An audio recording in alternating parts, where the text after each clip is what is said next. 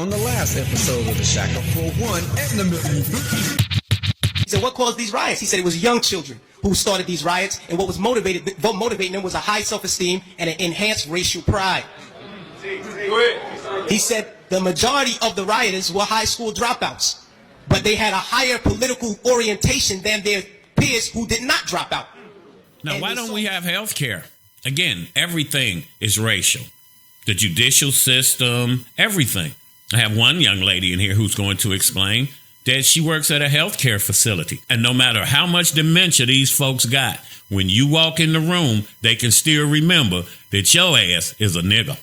Yeah, we don't have health care because, again, it's woven into racism. White folk don't realize it affects you, too. You're just the last ones to get hit. Roll tape. Check this out.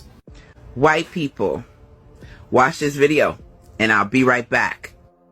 He published a book called Race Tendencies and Traits of the American Negro, in which he lays out all the numbers, and then he concludes that if we simply avoided allowing black people to have any access to health care, that within 2 or 3 generations, the whole race would die out, and that would solve the race problem in America. When Teddy Roosevelt, 1912, proposed a national health care system, people said no because black people will get it. When Franklin Roosevelt proposed a national health care system, it was the same thing. We don't want black people to get it. When Truman tried it in 47, same thing. Don't want black people to get it. We have to figure out a way to keep black people from using Medicare. And the way that they came up with was to have a 20% hole, a gap in Medicare, so that you had to pay 20% of your doctor's bill and your hospital bill, and that would discourage poor black people from showing up at the hospitals. Nearly 100% of the reason why the United States is the only country in the world that doesn't define healthcare as a right is because of racism. He published a book called Race Tendencies and Traits of the American Negro.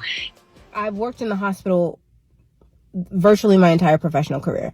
When white people have strokes, they're missing half their brain. When they're in dementia, Alzheimer's, whatever, when they're having severe mental health crises, it doesn't matter what type of health issue they're going through. They could be on their deathbed.